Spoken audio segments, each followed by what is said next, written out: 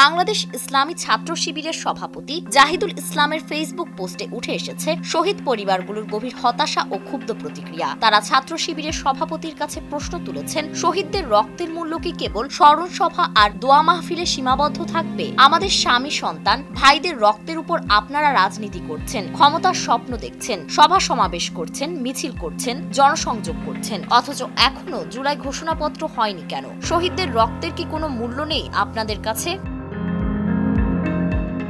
এই হৃদয় বিদারক প্রশ্নগুলো তুলে ধরেছেন রংপুরের 10টি শহীদ পরিবারের সদস্যরা। 4 জুলাই রংপুরে শহীদ পরিবারগুলোর সঙ্গে সাক্ষাতের পর সামাজিক যোগাযোগ মাধ্যম ফেসবুকে এসব কথা তুলে ধরেন ছাত্র শিবিরের কেন্দ্রীয় সভাপতি জাহিদুল ইসলাম। পোস্টে তিনি লিখেন, আজ রংপুরে 10টি শহীদ পরিবারের সঙ্গে সাক্ষাৎ হয়েছে। তাদের অধিকাংশের মুখে ছিল একটাই প্রশ্ন, জুলাই ঘোষণাপত্র কবে হবে? আমি লজ্জায় মাথা নিচু করে থাকলাম, কিছুই বলতে পারলাম না। এই সভাপতি পোস্টে আরো লিখেন, শহীদ পরিবারগুলোর অভিযোগ তাদের স্বজন দেশের জন্য জীবন দিয়েছেন, অথচ সেই আত্মত্যাগের ফল আজও অনিশ্চিত। সামনে নির্বাচন, কিন্তু এখনো পর্যন্ত নেই কোনো ঘোষণাপত্র। তারা প্রশ্ন করেছেন, কোন অদৃশ্য চাপ বা ষড়যন্ত্রের কারণে এই দেরি?